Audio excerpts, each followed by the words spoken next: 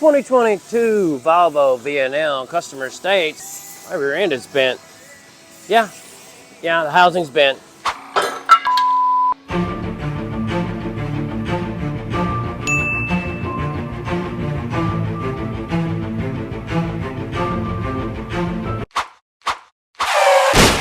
All right, so let's talk about it. There's certain types of housings. You have cast housings, you have stamped housings, you have all different kinds of housings, okay? But there's only certain types of housings that you can straighten. You cannot straighten cast housings for sure, okay? You'll break them.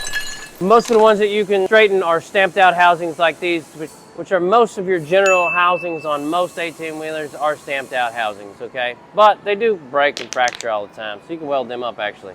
But make sure that you don't try any of this at home. I'm not trying to toot my own horn or anything, but I've been doing this enough times. I've done it wrong enough to know how not to do it wrong, if that makes sense. Yeah, anyway, here we go. All right, so this vehicle actually got, I don't know what they did. They run off-road and tore the whole suspension out of this thing and bent the rear housing. We had to replace the spring hangers on both sides. We're going to have to replace the springs because they're bent. We're going to have to replace all the U-bolts and everything else. Matter of fact, they lost the brake chamber over there, as you can tell. Wow. But what we're going to do is we're going to straighten the housing. We're actually towed in positive 5/8. The distance from here to here is narrower than the distance in the back by 5/8 of an inch. That's not a good thing. That's a lot. We want to bring a jack in here and then jack this up and rotate this around. Like so, because we want it to be rolled up level. All right. So we'll leave that jack underneath there, and what we're going to do, you notice the level across here. We're not attached on this side, but we're going to put a cylinder right here, push it against this beam. We're going to tie there. We're going to take these mud flaps off. We're going to go around the wheels and then tie them off here and then push off this beam, basically. One of the things we're going to have to do is, because this jack is in the way for our measurement, we're going to have to chain this up underneath here. We'll chain it up so that way it sits level. It ain't a big chain. Nothing fancy.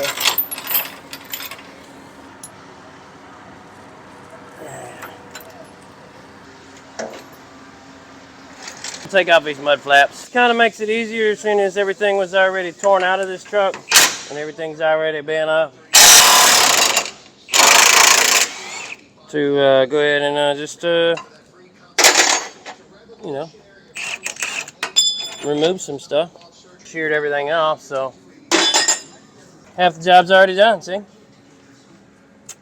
Yeah. Nice. Ah! Yeah, we need that, some of that. We need them.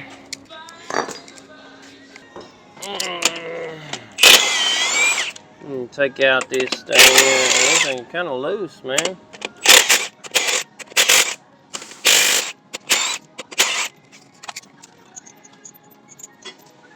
These little trays like this work awesome for this.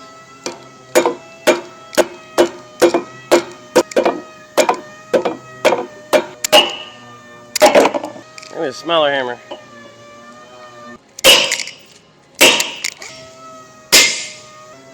Let's see if I get them dang cones to fly out of there.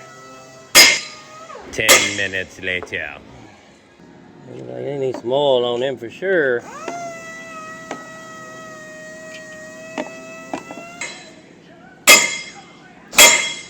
Oh, you're messing up the end of the shaft.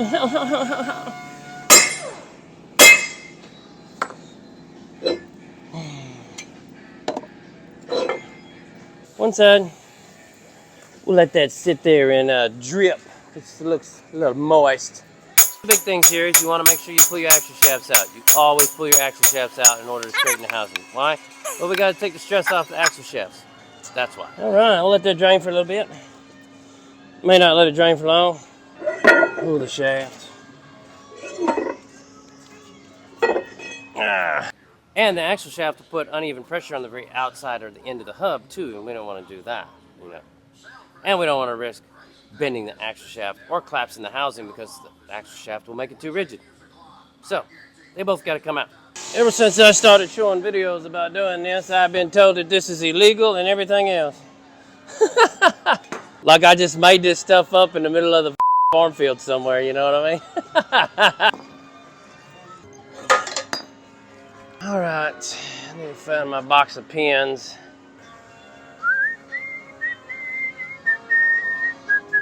All right, so here's a few things that you need to know before you start straightening these housings, okay? One of the things is if it's bent too far out on the end, you cannot straighten it, okay? Chances are you need to get to an axle surgeon and go ahead and cut that spindle off and have a new one welded on if it's bent too far out. Two, if it is bent up or down, right, you can straighten those, but it's extremely hard. You have to actually pull the housing out and turn it on its front and actually straighten it the other way. Now, if it's positive toe or negative toe, you can go either direction, okay? Now, obviously, this one was towed in positive too much, so we went ahead and adjusted the toe out the other direction. Now, one of the things about going around the inside of these tires right here is those two rims in there together, bolted together to the end of that hub, are not going to bend before that housing bends, okay? Believe it or not, these housings are fairly sensitive. It's very unlikely, especially these are steel, but most of them are aluminum. But, you know, it's very unlikely for that to bend.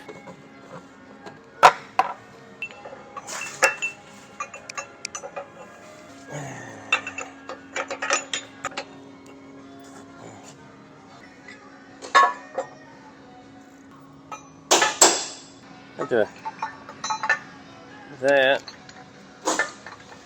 Guess we'll use this one. It's too long. We'll swap the other one out.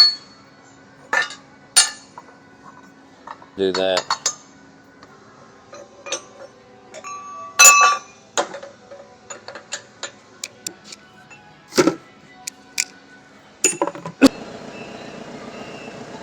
Or adjust the long side, never the short side. Now, all this is within reason, okay? Now, obviously, if you are too far bent, like let's say it was bent 1.5 inches, I would probably not straighten it, okay? So you really have to use good discernment whenever you're straightening these housings, obviously, and make sure that you pay attention after you straighten them and look for any cracks or anything like that, just so that way there's no issues later down the road. Now, let's go. All right, so I want to check your front toe measurement right there. With that line, okay? Back here we got our beam set up, and I got that hanging there. Big cylinder, smile cylinder, hold tension on everything. Got the beam hooked up. Now we're gonna bend here as close to the pumpkin as we can get. We're gonna put a plate in there, okay? And so basically your angle is gonna be, your leverage is gonna be this long side right here, and it's gonna come back and it's gonna push off this beam. Other side's not gonna move. This side's gonna bend, but we're gonna bend right in here. You don't have to go much, you know. So, get over here, on the line there, other side, on the line there,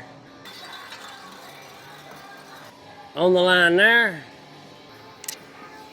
Yeah. You can see right there, bam, it's almost 5/8 of an inch. Funny thing about 5/8 of an inch, it's a bob width. I should put that on a t-shirt. How wide is your bob? Yeah, go ahead. Hold that.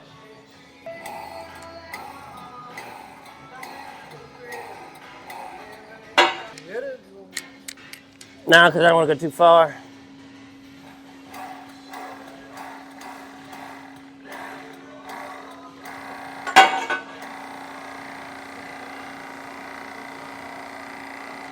Have to go with it.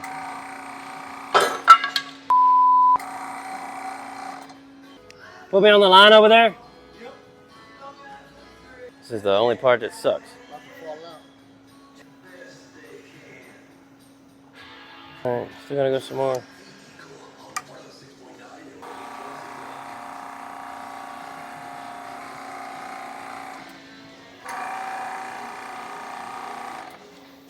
A little more, yeah. Hold that. All right, let on. So I need to go half the distance of what it was. So that's about half the distance. So, come over here. I move this back to the line. Get on the line there. On the line there. Let me check the front. Okay, sir, you on the line? Right on the line. Towed in between a quarter, about an 1/8 and a 16th towed in. That's perfect right there. Cool. So ideal, you want your driver to be towed in between 1/16 and 1/8 of an inch. That's how you change toe on a bent drive axle. Okay. So now that all that's done, it didn't seem like it moved it a lot, but it's definitely gonna change the tire wear. Okay, and a 1/4 inch more towed in versus, you know, because when this thing takes off, if it's constantly towed in, it's gonna sit here and wear the inside of the tires, especially on the leading edge of the tire. Especially if it's out of alignment this way on your thrust angle, it'll really wear up some tires if it gets bent. Like I said, this one got bent, but for the most part, I don't know what they did. They went a little off-roading in this thing, I'm pretty sure, but you know, they got to do some things. It's one of the things you got to do. Not everybody can do this, though. You know, I will say that. Not trying to toot my own horn or anything like that. I'm not that guy, but this is a very uncommon practice that people don't do anymore, and I feel like more people could do it because a few hours versus, you know, however many hours it is to replace the whole entire housing versus a couple of hours to repair it, or, you know, just bend it back out a little bit and change the toe angle so we don't need tires. But that's it. Here we go. I mean, each one of these housings is a little bit different too. You know, they have heavier housings and things like that that require a lot more pressure, you know, than this one, but. This machine, this thing's been definitely saving housings for quite a while. This is the early 1900s, you know. Cables right here, these things are about 3/4, you know, wire rope, and they're pretty solid, I know that. Come on in here with this. Yeah. Oh, hey, you guys are still here? I appreciate you guys watching this far in the video. Look, there's going to be a video pop up over here somewhere. I don't know exactly where it is because I'm not paying attention when I edit these things to actually find it. And hey guys, I really appreciate all the support on my merch store and everything. Bending with Bending at Etsy. As a matter of fact, I might just try and make that shirt. What's your bob width? That'd be good. And until my next video, keep straightening, keep twisting.